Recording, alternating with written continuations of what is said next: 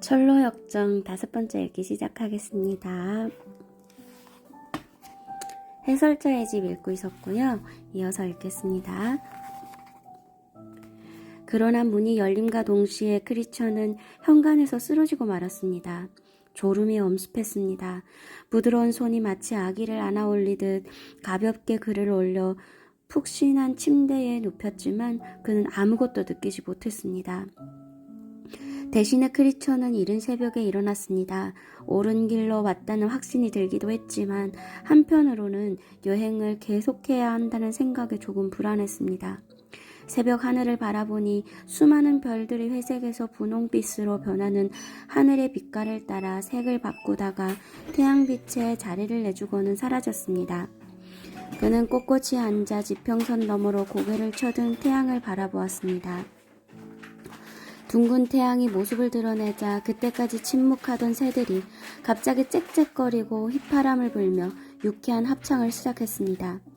그 소리가 어찌나 맑고 순수하던지 크리처는 새들이 새벽을 처음 맞는 것일지도 모른다는 생각을 했습니다. 내일 새로운 기적이 일어납니다. 당연히 일어날 거라고 기대했던 일이 일어난 것이야말로 기적입니다. 크리처는 깜짝 놀라 소리가 나는 곳으로 몸을 돌렸습니다. 아무 인기척이 없었기 때문입니다. 크리처는 그렇게 말한 사람의 생김새를 표현할 말을 찾을 수가 없었습니다. 그리고 나중에 그런 질문을 받았을 때에도 자기가 보았던 그 사람의 모습을 묘사할 수가 없었습니다. 그는 단지 그 사람은 기쁨이 충만했습니다. 사실 기쁨이란 말로는 부족하고 마음 놓고 신뢰할 수 있는 그런 사람이었습니다. 라고만 말하곤 했습니다. 크리처는 그 사람이 어떻게 생겼는지 아무것도 기억할 수 없었습니다. 나는 해설자입니다. 그 사람이 말했습니다. 당신에게 도움이 될 만한 몇 가지를 보여드리겠습니다. 해설자는 크리처의 대답을 기다리지도 않고 방문을 열고 복도로 나갔습니다. 방문을 열자 미풍이 들어와 해설자가 들고 있던 촛불들이 깜박거렸고 동시에 그림자들이 벽에서 춤을 추었습니다. 어떤 남자가 그려진 그림. 크리처는 해설자를 따라 긴 통로로 내려갔습니다. 통로 양쪽에는 열려진 문들이 있었고 그 문들은 각각 방으로 통했습니다. 그러나 모든 방에 다 들어가지는 않았습니다. 그들이 처음으로 들어간 방은 오싹할 정도로 추웠습니다. 그래서 하품을 꾹꾹 참고 있던 크리처는 정신이 번쩍 들었습니다. 벽에는 어떤 남자가 하늘을 바라보고 있는 그림이 걸려 있었습니다. 그 남자는 크리처니 가지고 있는 것과 같은 책인 성경을 손에 들고 있었고 보석으로 장식된 황금 면류관을 머리에 쓰고 있었습니다. 그리고 남자의 등 뒤로 좁은 길이 길게 펼쳐져 있었습니다. 크리처는 그 부분을 유심히 살펴보았습니다. 그림의 배경에서 빛나는 문과 율법의 언덕과 절망의 수렁과 심지어 자신이 살던 곳까지 볼 수 있었습니다. 이 그림은 무엇을 의미합니까? 크리처는 물었습니다.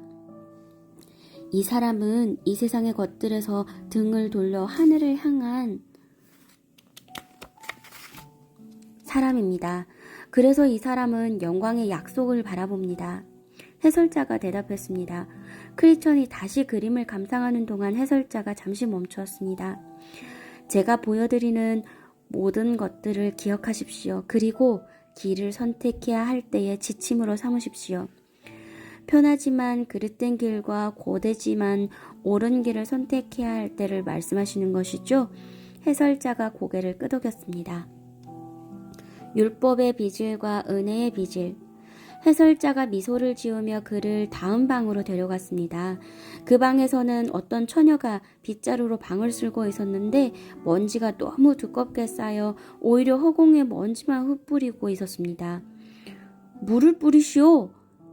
해설자가 말했습니다. 처녀가 물을 뿌리자 먼지가 내려앉아 바닥에 가득 쌓였습니다.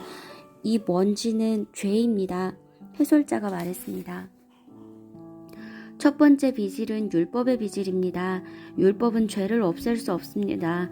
오히려 죄를 더 분명하게 드러낼 뿐입니다. 무슨 말씀인지 알 것 같습니다. 크리스천이 율법의 언덕을 기억하며 대답했습니다.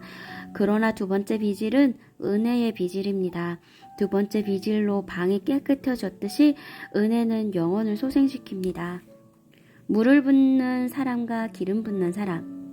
다른 방으로 들어가니 벽난로가 뜨겁게 타올라 열기로 후끈했습니다.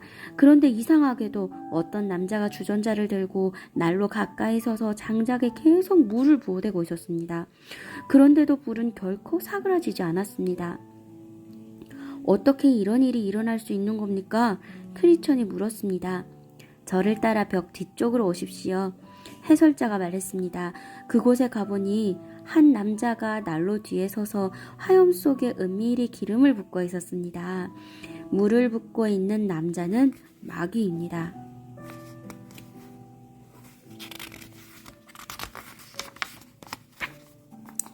해설자가 설명했습니다. 마귀는 불, 곧 은혜의 역사를 끄기 위해 애씁니다. 벽난로 뒤에 있는 사람은 그리스도입니다. 그리스도는 사람들 마음 안에서 이미 시작된 은혜의 역사를 더욱 촉진시키기 위해 조용하고 은밀하게 일하고 계십니다. 크리스천은 진지한 표정으로 고개를 끄덕였습니다. 방 2개를 더 보여드리겠습니다. 아마 다음 방을 보시면 두려울 것입니다. 그들은 높은 곳에 있는 방으로 들어갔습니다. 그 방의 바닥에는 아무것도 깔려있지 않았습니다. 모퉁이에 놓인 흔들리는 촛불 하나가 음침한 얼굴로 철창 안에 웅크리고 있는 사람에게 옅은 빛을 던지고 있었습니다. 절망을 만나다. 해설자님, 이 사람은 누구입니까? 제가 누구인지 알고 싶은가요? 철창 안에서 희미한 목소리가 들려왔습니다. 누구냐고요? 누구라도 제가 될 수 있습니다. 당신도 저처럼 될 수 있습니다. 나는 절망입니다. 슬프게도 그는 모든 것을 포기한 것 같았습니다. 나도 한때는 당신처럼 천성을 향해 길을 떠났습니다. 그러나 길을 잃고 다른 길로 빠지고 말았습니다. 그래서 지금은 영원히 길을 잃어 이렇게 철창 안에 갇힌 것입니다. 거기서 나을 방법은 없습니까? 전혀 없습니다. 회개하고 다시 옳은 길로 들어서면 되지 않겠습니까? 그럴 수 없습니다. 왜 그럴 수 없는 것입니까? 나를 그냥 내버려 두십시오. 자꾸 희망적인 말로 나를 괴롭히지 마십시오. 나는 절망입니다. 나는 길을 잃었습니다. 크리스천은 해설자를 따라 밖으로 나왔습니다. 크리스천의 얼굴에 슬픔이 가득했습니다. 저 사람에게 희망이 없는 것입니까? 한 가지 있습니다. 해설자가 대답했습니다. 빛나는 갑옷을 입은 기사. 그 한 가지 희망이 무엇이냐고 크리스천이 묻기도 전에 밝은 은색 갑옷을 입은 어떤 사람이 두 사람 앞을 지나 통로를 따라 내려갔습니다. 그를 따라가 보니 어떤 문 옆에 사람들이 초조한 표정으로 엉기정기 모여 앉아 방으로 들어가려다가 이내 되돌아오는 게 보였습니다. 조금 전에는 보이지 않던 사람들이었습니다. 문 옆에는 책상이 놓여 있었고 책상 뒤에 어떤 사람이 앉아 가지런히 줄을 쳐진 책에 무엇인가를 적고 있었습니다. 방에 들어가기를 원하는 사람들의 이름을 받아 적는 모양이었습니다. 그런데 그 사람 바로 뒤 방 안쪽에 어둠의 기사들이 검과 창을 들고 무섭게 서 있었습니다. 밖에서 기다리는 사람들은 그들이 너무 무서워서 감히 안으로 들어가지 못했습니다. 그때 은색 갑옷 차림의 빛나는 기사가 책상 뒤에 앉아있는 사람에게 뚜벅뚜벅 걸어갔습니다. 그는 내 이름을 기록하시오 라고 단호하게 말한 뒤에 거침없이 검을 빼들어 어둠의 기사들에게 달려들었습니다. 무기들의 챙챙거리는 소리는 크리스천이 상상할 수 있는 어떤 소리보다 더 컸습니다. 어둠의 기사 하나가 뾰족한 창으로 빛난 기사의 가슴을 겨누었습니다. 그러자 그가 창끝 을 싹둑 베어버렸습니다. 빛나는 기사는 장검을 쥐고 달려드는 어둠의 기사 하나를 오른손으로 간단히 무찌른 다음 옆에서 달려드는 기사를 칼자루 끝으로 내리쳤습니다. 그리고 무릎을 향해 날아오는 창을 가볍게 피해 어둠의 기사들을 뚫고 지나갔습니다. 그는 약간 부상을 당했지만 여전히 강했습니다. 희망이 있다는 말이 무슨 뜻인지 알 것 같습니다. 빛나는 기사가 싸우는 모습을 보고 난 크리스천이 미소를 지으며 말했습니다. 당연히 그러실 줄 알았습니다. 해설자가 말했습니다. 해설자님 다른 방도 볼 수 있습니까? 아니요.